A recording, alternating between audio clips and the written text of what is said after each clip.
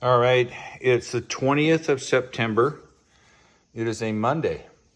And I've got the Jaguar XJ8 Van Dan Plaza. Of course, I still don't know what Van Dan Plaza means. But we're doing the rear diff on this car. Now, as I said before, got it yesterday. It is, after my brief drive, a beautiful car. And, you know, people I always say, why do you buy these cars? Well, the nice thing about this car, unlike buying a new car or a 3-year-old car, is I can sell this car for exactly or more than I paid for it. It's a perfect specimen. It's relatively rare. It's unique. It's in excellent condition so far. So there are a lot of people like me who enjoy these kind of cars. So unlike buying a new car or a POS, that's called piece of, you put the S spec in there. This car actually has the advantage of being a worthwhile purchase. And it's cool. So I'm getting ready to do the diff. And let me adjust the light here so you can at least see what I'm doing. What is hard to appreciate on the rear diff of a Jaguar is there's no fucking way you can drain the fluid. You can fill, but there's no drain plug. I searched and looked on the internet. It was designed this way. So I have set things up a little bit already.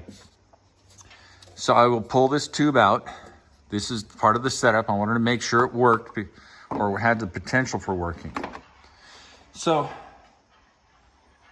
like all diffs, here's the plug. Takes a 3/8" socket, a driver, pull it out of this hole, and because I love schmutz, you can tell that it hasn't been changed because look at this cool little stuff that's sitting on the top of it. That's all small bits of metal that have hooked onto the magnet. And let's see if I can scrape it off.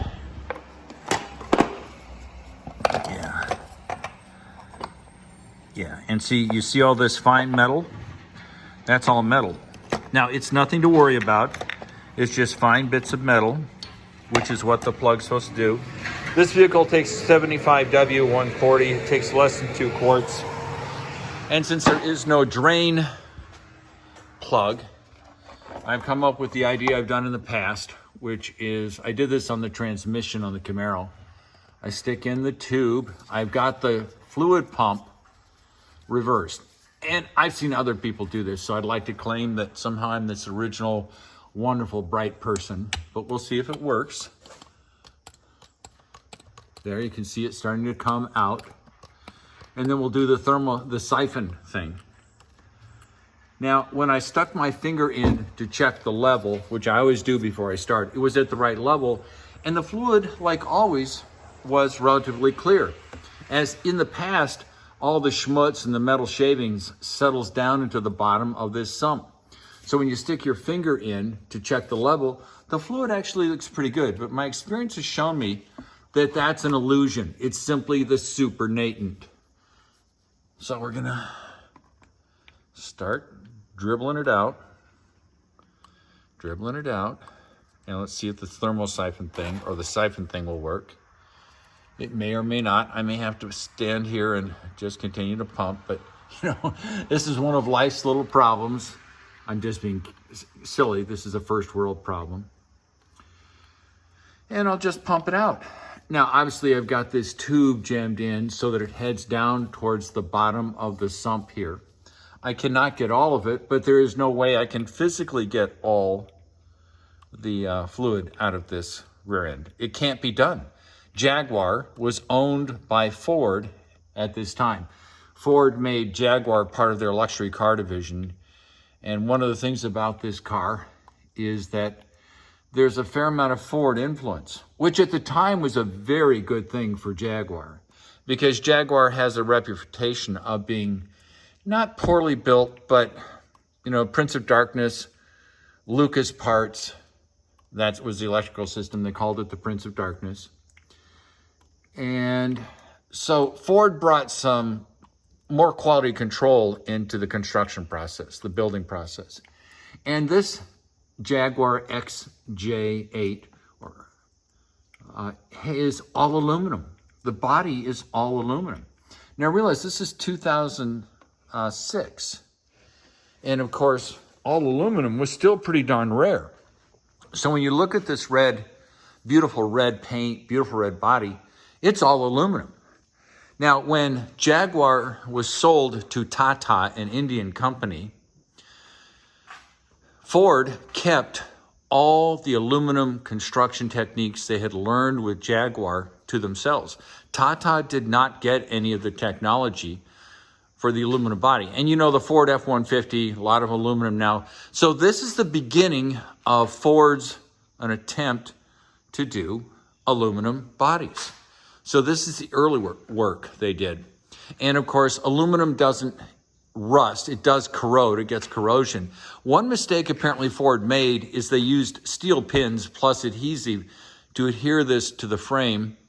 And in certain climates like the Midwest or where it's salty or Canada, those pieces of metal pins can corrode. This one's a Florida car, garage. Like I said before, you can see because the lamps are all clear and wonderful looking.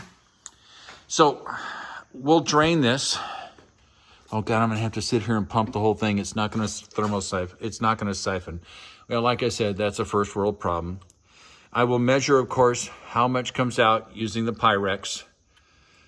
I wanna see how much comes out because it's supposed to be 1.3 liters or something like that. And it'd be fun to see what I get. So I'll be back. Talk to you later. Bye. All right, we're done with the differential fluid change on the 2006 Jaguar XJ8. That's X-ray Juliet 8. Put in about 1.3 liters of fluid because that's what came out. I hand tightened this so it was really snug. I assume this case is aluminum or something, so you don't want to over tighten it. You can split the case. That's my understanding. Looks pretty good. Like I said, I think the volume is somewhere in the 1.3 liter range. You know, it's ballpark. I cleaned the magnet on the end of this, which had lots of stuff on it. Even though the fluid looked good, clearly the magnet said that it had been there for a while because there was a lot of small, fine metal shavings, just schmutz, the usual stuff you'd see out of a tranny. So it all looks good. I'm glad I did it. Next step will be bleed the brakes, grease the slide pins on the calipers, do an oil and filter change, and coolant, and power steering fluid, all the usual stuff, all the usual actors. And then my last and final project will be changing the Medtronic sleeve and other gaskets and tubes in the transmission. That'll be a first for me. So, talk to you later. Bye.